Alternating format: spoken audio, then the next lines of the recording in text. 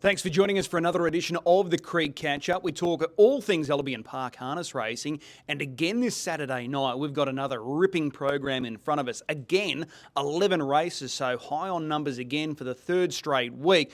This Saturday night, it's QBred Breeders' Classic Race Night. The 2 and 3-year-olds, they're set to shine. We've got an awesome free-for-all. Turn It Up's back in action. And what about the Mares Open as well? Cat King Cole second up, going up against the Inform Red Tricks. She's shooting for 5 in a row. And arguably Queensland's best mare, Uptown Beach Girl, lines up in that same race. So highlights are plenty this Saturday night. 11 races. We kick off just after 5 o'clock. As we know, the Constellations is not far away. One of the highlights throughout the Constellations is the Rising Sun. 2 horses invited and accepted at this point. The local star, the 4-year-old Leap to Fame, who was brilliant last Saturday night with his return to the racetrack, and the Kiwi colt Merlin. So they're the 2. Expect another invitation to come out in the probably next couple of days. So early next week, by the latest, we'll have another invite issued for the Rising Sun. But the question is, will it be a 3-year-old or will it be a 4-year-old? We'll have to wait and see. But another invitation is looming. There's no question about it. And just on Queensland harness racing, don't be shocked if there's some good news coming out in the next couple of weeks as well. So we'll stay tuned, but there's going to be a big announcement in the next couple of weeks.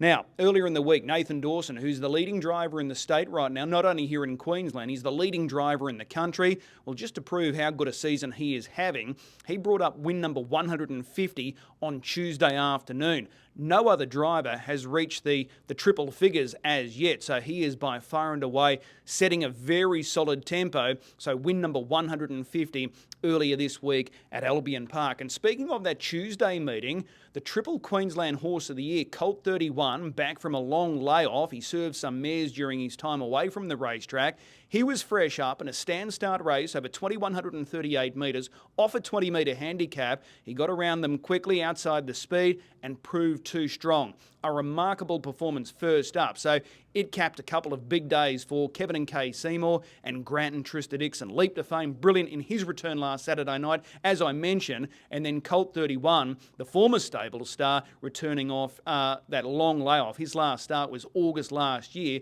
where he beat Black Sedan. So he certainly went into that race with good form lines, and he justified his class there with that very solid performance.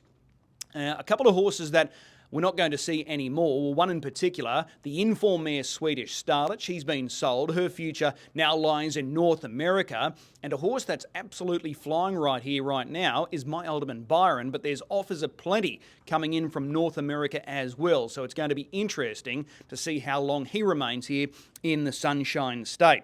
Now, a couple of the big stars that are warming up for our constellation. South Coast Arden, he was successful first up for JJ Farm on Wednesday night. They took him to Bathurst, so he had an easy kill there, hoping we'll see him in July for races like the Garrard Sunshine Sprint and the Blacks Are Fake.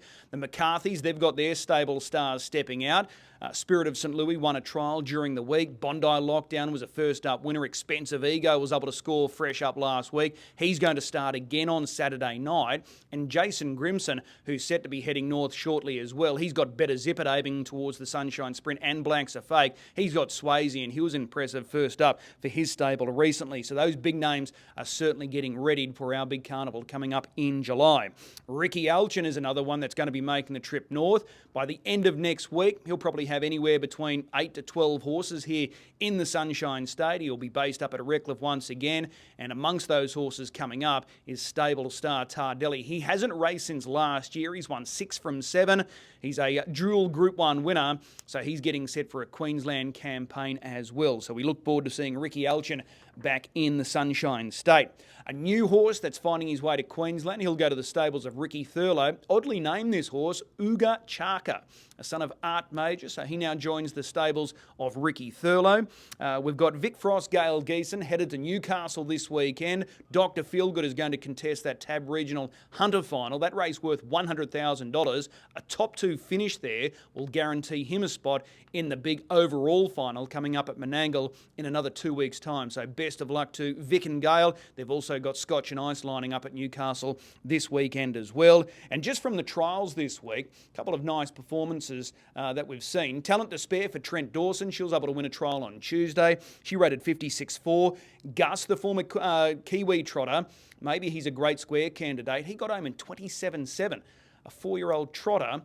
And the other star performer from the trials this week was Manila Playboy. He was able to win a trial on Thursday afternoon. 55.1 last quarter in 26.2. Looked very comfortable doing it as well. So that's another roundup for the Creek Catch-Up this week. We've got another big weekend coming up. As I said, Q-Bred Breeders Classic Race Night Saturday night. 11 races kicking off just after 5 o'clock. But there's some big announcements forthcoming, so make sure you stay tuned. That's it for the Creek Catch-Up. We'll see you trackside this weekend.